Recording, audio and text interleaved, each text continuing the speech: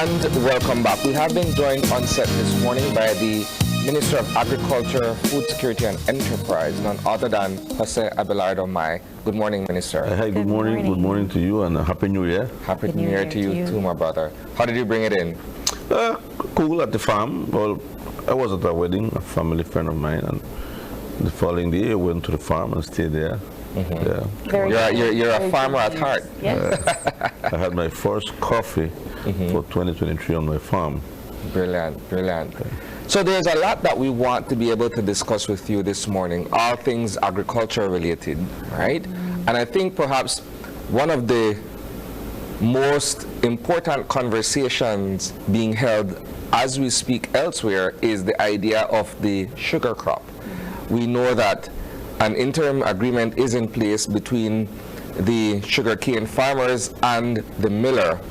It's only for 1 year, during which time it is expected that the government will revisit existing legislations and tweak and fine-tune to be able to facilitate perhaps a broader understanding among the stakeholders in the industry.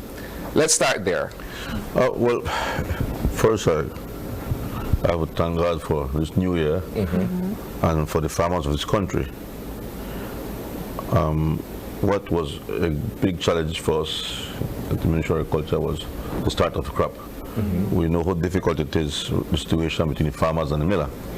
Nevertheless, I'm grateful that we now have started the crop on the 27th. The milling began 1 day after. But we are well off on our way now. Weather has improved and the sugarcane is being delivered to the mill. But there are a number of things that have to happen in that 1 year. And one of them is that we must have a long-term agreement. We have kicked the can down the road for 2 times. We cannot continue like that. Sugar industries across the world have transformed, they have evolved. The 35-65 revenue sharing agreement existed in Mauritius, for example, in 1939. They are now way above that. They have a well-established sugar industry, very well protected by Sugar Industry Act, modern, updated, and decisions there are based on science and technology. We need to follow in the same path. Mexico has transformed. All the countries that are heavy producers of sugar cane have transformed. We have lagged behind for some reason or the other, unfortunately. We need now to start looking at that. The AG, who has been working closely with us, has great ideas. She has advised us to do a number of things. Of course, that has to go to cabinet for approval. Nevertheless, the discussion continues. As a matter of fact, this evening, I meet with my senior staff on one of the topics again is sugarcane and what do we put in place. We have to put a plan in place now so that we don't reach the target 1 year and still have nothing. And so the Sugar Industry Act is a part of that. There may be a commission of inquiry which is being recommended to look at all details and costs of the sugar mill to see if it is justifiable or not. The last time you were here, Minister, one of the topics or the concern was there is no trust between the cañeros and the miller. So what is the plan for this year to bring them a little bit together so they can see eye to eye on certain matters? I am not certain if that will occur in the very near future. Okay. Swords have been drawn, and I don't see trust being a matter that can be dealt with overnight. There has to be commitments from both sides. Can we describe this as such, Minister, where there is a symbiosis between the cane farmers and the miller? One can't exist without the other, Absolutely. right? And so they need to be able to work harmoniously if they're both to benefit from the industry. But theirs is a most contentious relationship. I mean, how many times have we not covered Yes. standoffs between both sides, some violent, some of a political nature? And I say political, not party politics, but the politics of sugar seems to always be front and center. And that's why I said that the sugar industries across the world have evolved. We have stayed behind. And because we've stayed behind, we're having these problems. For example, are you aware that in the US, the miller cannot be the sugarcane producer because of conflict of interest? Yeah. If I'm the miller and I have 10% of the national production of sugarcane, I would want to put my sugarcane in first, especially given the fact that the mill is unable to absorb the entire crop. Yeah. So preferential treatment to say that you exactly. go first. So to show you that that is a really conflict of interest. The second thing is that our laws are, the sugar industry act, I think, falls short of many things. For example, fair trade. The fact that I did not sign a 7-year agreement as you wanted me to sign, we signed that interim agreement last year, remember, you will recall. The fact that that happened, Pete and Lyle, who happens to be, again, the subsidiary of the ASR group, said to the farmers, I will not give you your fair trade premium. Right? And so the BCFA farmers this year had a very difficult time in meeting their costs of fertilizers and inputs because they did not receive this money, even though it appears that the money was there. given to other associations. That I cannot confirm, but the BSCFA is doing research, and they believe that this is the case. Again, I have to see the evidence of it. But in other countries, that fair trade is regulated by law, where it says that if the country receives that fair trade, right, it goes to the associations. You cannot hold it back. A 1-year agreement and a 5-year agreement and a 7-year agreement are all agreements. And so the farmers, in my view, ought to have received those fair trade funds. It did not happen, and so that's a serious point of discontent between the BSCFA and BSI-ASR. So again, I tell you that the laws are very important. The fact that ASR is challenging the Sugar Industry Act, I think 9 sections of the Act. They don't want to be in a harvesting group. They don't want to be subjected to CRD or to SCPC. They don't want to pay the Sugar Industry Development Fund. They don't think that there's a board that should regulate them.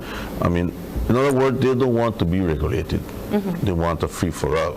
But this is an industry that is regulated. Exactly. The only industry regulated in Mexico is the sugar industry. It has to be regulated. Right? So, if you are the conglomerate, multinational, you come to Belize and you say, I don't want to be regulated, then what is your next option? These are countries of law, the country of law. Yeah, you can't allow people The government, to run roughshod. of course, the government here, the responsibility is to protect the farmers, to protect those small farmers against big people. So then, please correct me if I'm wrong, but how do we discontinue this back and forth then? Because at the end of the day, I fear that we are going to be right back here January 2024? I fear not. But the key here is legislation. Okay. We have to modernize the Sugar Industry Act. We have to upgrade the Sugar Industry Act. So how do we begin So to do that? we have a plan for that. Like I said, I think the AG just got back from Mauritius, and she has tons of information, and she was very excited sharing it with me to see the level of how Mauritius has operated in the last few years. I mean, she explained to me that Mauritius they don't go to court or they don't mediate at all. They have a mediating committee. Sugar Industry have a mediating committee, but they don't have to mediate because everything, if you have an inquiry or if you have something that you're not pleased with, you're not satisfied with, they bring in science and technology, measurements, empirical measurements, and that's it. This is it. For example, we have seen the cost of converting raw sugar to plantation white or to direct consumption sugar. We've seen the cost of other companies in other countries, right? Probably between $25 and $30, $25 and $40. But here, the farmers are charged $160. So there's a way to find out what is the real cost. And it can be done if the law allows it to be done. Okay. But I can't go to ASR and say, listen, I want to check this right now. I'll bring in a sugar technologist to see how much it costs. It's not supported by the law. Yeah. And the ASR said, no, but I don't want to. You can't come to my mill. You create this in my mill. Leave. Yeah. Yeah. So again, the important thing here is that we must make the law now. Can I ask, when was the last update on this, on the Sugar Act? I think 2011 there was a amendment to the law. But it did not reflect these particular Oh no, changes that are absolutely not. necessary. Absolutely not. No, Okay, no. so now when we go back in, this is what we're... But I mean, imagine 9 sections of the law is being challenged right now by the SR. But imagine we put all these things in place. How is it that the different sugar companies in Mauritius have not taken the Mauritius government to court to say that these laws are unconstitutional? How is it? What is it in there? And they have a similar type of law like what you have in Belize. And so I and that is why I have to put a lot of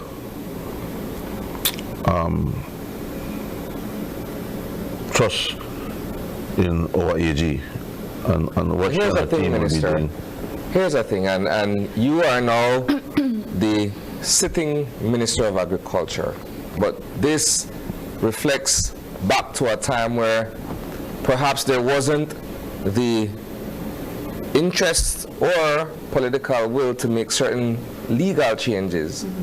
I say that because sugar is one of the biggest industries in the agro-productive sector in this country. So I would want to think that it is incumbent upon the government of Belize and whoever sits as the Minister of Agriculture to ensure that these laws are up to date as it concerns this particular revenue stream. Yeah. Let me tell you. There was a draft done in 2009. The draft was done by a group, a task force led by ICA. It was, I think, Dr. Boudram. That was shelved in 2009. It was shelved. It was drafted and shelved. Shelved because nobody wanted to bail the cat. Right? I knew that draft was there. So when I came in as minister,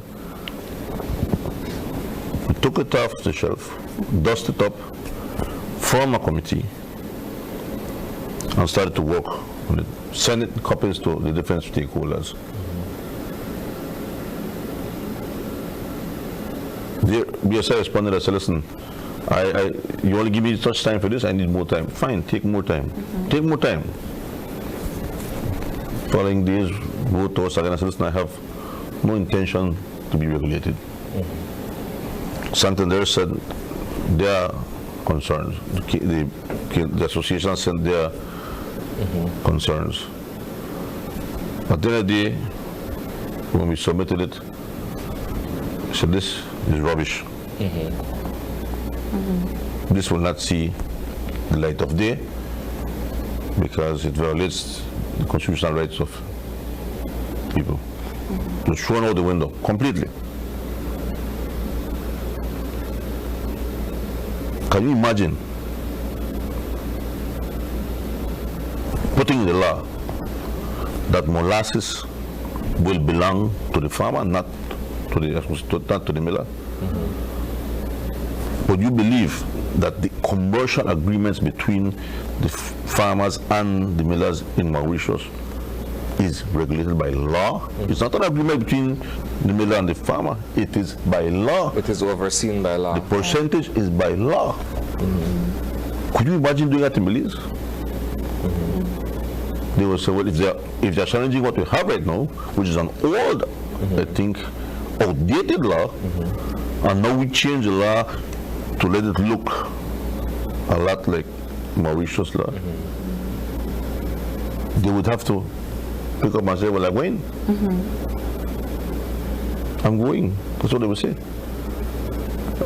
So there's a lot of work to be done in the very early months of 2022. Is 12 months, though? Yeah. Is 12 months sufficient for all of these considerations to be made and effected? It is. We cannot drag this on forever. This thing is killing the sugar industry. It is my daily headache, and I have to deal with it. I do not, how should I say this? I'm very careful. There are different views in cabinet, which is good.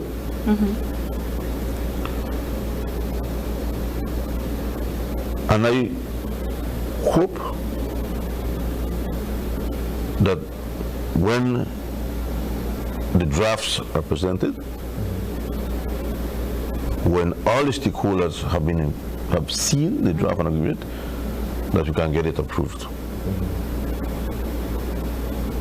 Yeah. But you know that there's always people with different views. Yeah. I have my views, I have my principles, and I want to live by that. And I hope that we can get this done in 1 year. If I can't get it in 1 year, I don't think that I want to be the person leading the industry at that point. Because then I would have failed. I don't want to be a failure. Right. But I need to get this done. Pardon my ignorance, Minister, but how do we have these companies that are in Belize that pretty much run part of our economy that do not want to abide by certain regulations? How do we have that system still running in our country? I'll be very blunt. If you want to operate in my country, if you want to be the main stakeholder in my country, where 5,000 farmers and their families depend on the industry, and you do not want to be regulated, then I will have to ask you to leave. Simple as that. Leave. You cannot go to your own country, America, and be the miller and be the farmer at the same time. But you in this country are the miller and the farmer. You, in one corner of the ring, the boxing ring, there is a big conglomerate, 10% of your national production, with $500,000 in fuel subsidy because of the cane that they have,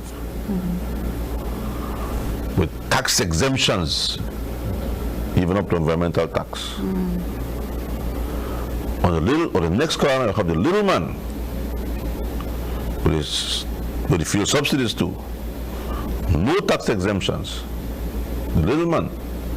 And this little man is paying this big giant 65% cost. The little small one is paying 65% of the cost. Something is horribly wrong with this picture. Yes. And if you can't see that, it's because you don't want to see it, because even the blind man can see that. So that has to change. It has to. But why is evolve. it enduring? We've accepted the fact that it has to change. We're flagging it as something that is of serious concern to the sector. Why is it enduring? I think that the only way it will change is for the Commission of Inquiry to be appointed by government to win. Because the big man is saying, you have to continue paying 65%. I know I change that. And if you don't continue to pay 65% on my cars, I will not sign an agreement with you. So the farmer is saying, but your 65% cost is too high. And that keeps going up every year. So the only thing that will satisfy both is the Commission of Inquiry and establish what the costs are. Okay. But you'll forgive me if I'm challenging this nonetheless. In many instances, commissions of inquiry are nothing more than an academic exercise where there's no teeth, there's nothing that comes out of it at the end of the day. So it has to be legislated. and if you say secondly, no, do you know that there have been 2 commission of inquiries in this UNC before? I think one was in 1991 and 2. And it was, again,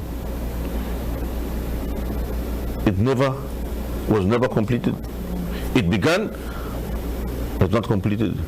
But the people who were doing the commission of inquiry, it was then commissioned, I think, by the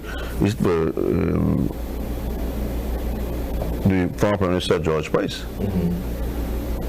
And they found, for example, this is only what they said to me, one of the persons who was on that commission, they found expenses of a plane ticket,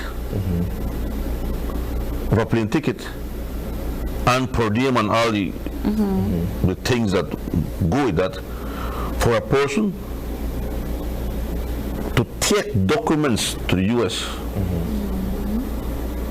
to Louisiana, I think, for the sale of molasses. They found the cost for a plane ticket for a person and per diem, whatever, for a person to travel to the U.S. just to take the documents for the sale of molasses. But that commission of inquiry was never completed. It was inconclusive because one, by the time BSI did not want to reveal their receipts and their costs, and so there has to be again legislation. Legislation is the basis for what will happen to this industry. It is the foundation.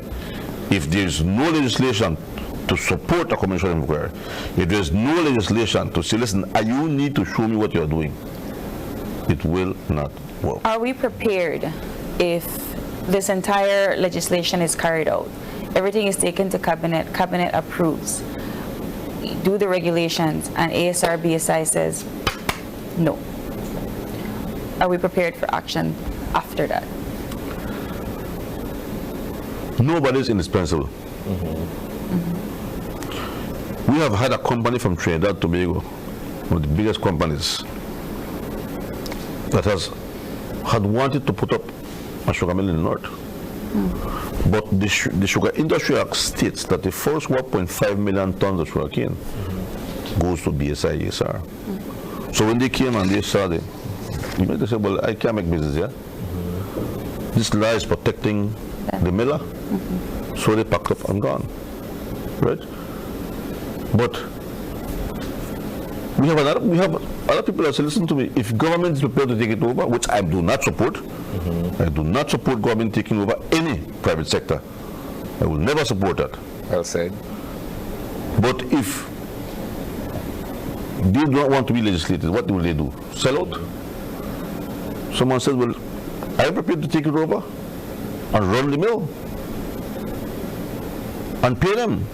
In theory, nonetheless, and perhaps practically speaking, ASR, BSI is too heavily invested at this point in the industry. To leave. To leave. So perhaps leaving is not necessarily an option. Exactly. That's like if you're in a domestic affair where you have built a house around a woman, and then you realize, okay, we can't see eye to eye, you can't just... Back up and It's difficult. I'm not saying it's impossible, but it's not the first option on the table. Bitter love. Bitter love. Yeah. Bitter love. I would like to see them leave, not at all. But this is a country of regulations. Country of laws. laws. Country of laws. And if you don't want to abide by the law, then what is the next option? Right? What is the next option? But again, these things will not occur if they are not legislated. Legislation is the key for the success of the industry. All right. Let's segue. We've discussed sugar, and it's an interesting topic, but there is a lot more within the agriculture sector that you're responsible for that we can talk about. Let's shift over to citrus. Where are we in terms of the citrus industry, considering the fact that that too is one of the more contentious agro-productive sector? Yeah. Over the holidays, I was receiving reports from the different subsectors: rice, soybean, sugarcane, citrus. We are right now in the middle of the grapefruit harvest. From the reports I'm getting, it's not looking well. The yields are down. Farmers are reporting to be clearing down their orchards.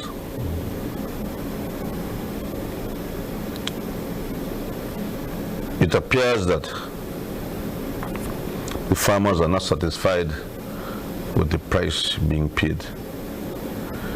The price being paid by the company now is $14 box of citrus, of orange, and $14 for grapefruit. Grapefruit began in early as October, November, December. We're in the middle of it right now, with grapefruit. And farmers, it seems, are prepared to leave the fruits on the tree and not harvest at that cost. They're saying that they cannot meet their expenses at $14.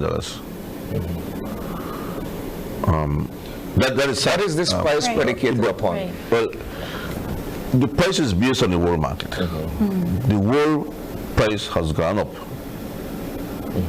but the price has gone down. To farmers has gone down compared to last year. And so farmers are not happy. I have to meet them this week to look at what is actually happening. The government, through DFC, had allocated monies to try to bring back the industry. One is to rehabilitate existing farms, orchards, and the other was to replant the resistant or tolerant varieties. But I'm a little concerned for what is happening right now. The officer responsible for the citrus industry has reported to us that the farmers are clearing down citrus groves. They are not prepared to even harvest grapefruit. They prefer to leave it on the trees, let it fall. And so I am obligated to find an alternative to this. If the processing plant is unable to pay more than $14, the cost of producing citrus is, I don't know, 14 or above or a little bit more. The farmer is saying, well, I can't. At $12, even if it costs me $12, at $2 I'm not making anything for to leave it on the tree. Then, and the farmers asking us to look at alternative markets, then we have to look at that. And this is what I am going to do. I have been in contact with our friends in El Salvador, and they were very much interested in our fruit. At the time, the citrus harvest was over, so we couldn't make any movement forward. But now, oranges come in now in January, so my ministry needs to find something to do. We cannot afford for farmers to be losing. We cannot lose the citrus industry. Two questions quickly. First of all, does the Citrus Act protect against the exportation of unprocessed oranges and grapefruit? I ask because I know that CPBL does the value added, right? But if these farmers are saying, well, we can't survive off $14 per box, can they legitimately export On their own. the grapefruit as it is? Well, you recall one of the first acts that were taken to court was the Citrus Industry Act. And the court ruled that it was, in many instances, unconstitutional. So that is already something established by law, that the farmers are not forced to sell their citrus to a particular processing plant. Just like the farmers should not be obligated to sell their sugar to one mill, right? That precedent is set already by the court. And so the farmers have that alternative. We have shipped like 15 or 20 or more containers of oranges to the Dominican Republic. El Salvador is very much interested, but we need to go back, meet with them, and to see how much that they want, because we don't know if we'll have enough market that we won't be throwing away fruits. And so that is where we are right now. But again, I'll have to meet. Here's my second question. Sorry. Here's my second question. On January 1st, the $5 minimum wage came into force. How does this affect migrant labor where the citrus industry is concerned? You have people coming in from Guatemala and other parts to work in the groves. Are they too at $5, or was this a regime that was in place before? How does that work? The fact remains that the cost of living has gone up in Belize. In the sugar industry, we have been paying $5 an hour for years now. I understand that the southern part of the country have not been paying that. I don't know if it's the citrus or the banana industry guys. And probably that could be the reason why we have to import labor. We have to import labor for the work to be done. Now that that has changed, there may be a shift in who the field workers are. If that is the case, then you will see a reduction in the unemployment rate in the country. I mean, those $5 an hour, would that encourage people from Belize City or their villages that say that they're unemployed to go and harvest citrus or bananas? I sure hope it does. Because the whole how do you say it? The objective was this: is to have people have a dignified job and a decent salary that he can look after his kids, his food, his health, his education, the children's education. And so I think that it was important for us to implement the $5 minimum wage. In the North, we do it. And I think that the sugar industry, the cane farmers are in the worst position right now. They have been in the worst position. I mean, and they're paying $5. And the reason why I pay $5, let me tell you why I pay $5. I have been doing my weed control with my workers. You strap a 45-pound pump on your back. And walk around with that all day. And walk with that in the cane field, especially when it rain and in the south. And it's literally back-breaking work. Yes. right? And them, the guys, they do 10 pumps a day. And say, boss, you want to do 10? Well, you watch it. I want to do 10 too. The last one, you actually you crash with the pump. And then drink your diclofenac because you can't stand the pain at night. My shoulders, right? But I say, cannot pay these people cheap. Yeah.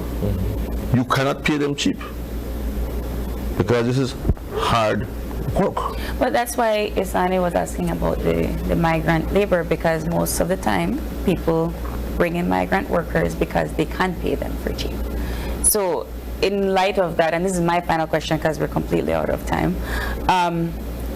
how does this then, I guess, contribute or affect your process in moving forward with trading with our Central American brethren? Sorry, I didn't. So I know that you're trying to trade with El Salvador, Guatemala, Mexico, and Honduras, and so forth. How does now perhaps this particular increase of minimum wage affect maybe importing migrant workers, and how does it affect trading with our Central America? I don't think it will. I think you can, if I'm paying you a decent salary, I can demand certain things of you. I want to believe that you'll be more efficient. Because I mean, sometimes you pay workers and you get only a portion of the job done, right? So you have to be efficient. If I'm paying you more, I demand more of you. Your lunch break won't be 1 and 10 minutes; it'll be an hour, right? And so I think that it will allow the owners of farms and the managers to be more efficient, right? And in doing so, I don't think that will affect mostly the cost of products, right? So I think that we still have an edge to compete, and we have, to be honest, price and quality. The price will be a little elevated, but the quality of our product is the best, right? So I believe that. In moving forward for 2023. On a positive note, Yes. so far we talk about the negative. On a positive note, we are going to have a good year with soybean. Okay. In the past, we've been importing soybean up to $25 million worth. This year, we have 28,000 acres of soybean and 38 million pounds. This is 1 year that we will not have to be importing soybean meal or concentrate to feed our animals. And we have right now soybean oil, which is going to be refined and which will substitute imported oil. So we have two things, soybean meal and soybean oil. So we are on a road to success in that particular commodity, on a positive side. Any other final words before we wrap up? I want to first thank the productive sector, the farmers of this country, those who work the land, for their hard work that they did in 2022. We have huge challenges ahead, but with the grace of God and hard work, we will definitely do well. Awesome. Minister Mai, thank you so much for coming in. The beginning of the sugar season is upon us. We wish you all the best of luck. Thank you very much. With your future endeavors. And with that, we are going to take a break, and we're going to be talking all about a new shipping enterprise in Belize. Stay tuned.